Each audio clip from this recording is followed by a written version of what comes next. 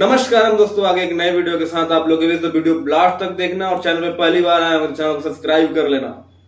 बात करेंगे पवन सिंह ने जब से काराकाट लोकसभा क्षेत्र से नॉमिनेशन का ऐलान किया है कि मैं वहां से निर्दलीय कैंडिडेट लड़ूंगा, तब से काराकाट में केवल पवन सिंह पवन सिंह पवन सिंह ही गूंज रहा है।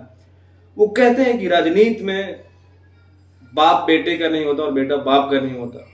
उपेंद्र कुशवाहा का तो दूरों दूरों तक कोई नाम ही नहीं आ रहा था।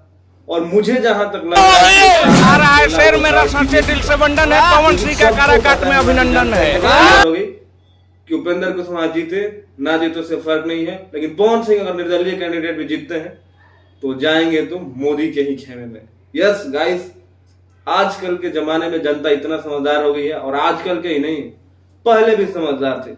अब काराकाट क्षेत्र से जितने भी ग्राउंड रिपोर्ट के वीडियो देखे हुए, जितने भी यूट्यूबर वीडियो बना रहे हैं, भाई पवन सिंह के सपोर्ट में बना रहे हैं, चाहे पवन सिंह को लेके जो पब्लिक से ग्राउंड रिपोर्टिंग कर रहे हैं, सब में पवन सिंह का पलड़ा भारी दिख रहा है। अभी नहीं गए हैं तब सोचो, अगर कोई सिटिंग एमपी है, ऑलरेडी वहां से चुनाव जीता है, उसके चुनावी संसदीय क्षेत्र में जाकर जिस बंदे ने केवल नॉमिनेशन के लिए ऐलान किया कि मैं काराकाट से चुनाव लड़ूंगा, उसके बाद उसकी इतनी जय जयकार हो रही है, वो बंदा जैसे अगर पहुंचेगा ना तो पूरे काराकाट में ब्लास्ट हो जाएगा। और काराकाट को जहां तक मुझे लगता है कि पूरा वर्ल्ड जान जाएगा, क्योंकि इतने लोकसभा क्षेत्र है भारत में, किसी भी सीट का चर्चा नहीं हो रहा है जहां से पवन सिंह लड़ रहे चुनाव। आप कोई भी न्यूज चैनल उठा के देख लो, कोई भी न्यूज चैनल, खाली पवन सिंह का चर्चा हो रहा है, सबकी निगाह पवन सिंह पे है।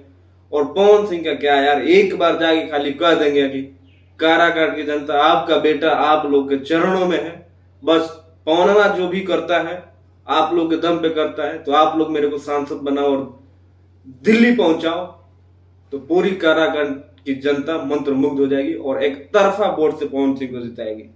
आप लोगों को क्या लगता है कमेंट जरूर करना गाइस। बाकी मिलते हैं अगले वीडियो में, तब तक अपने भाई को दो इजाजत।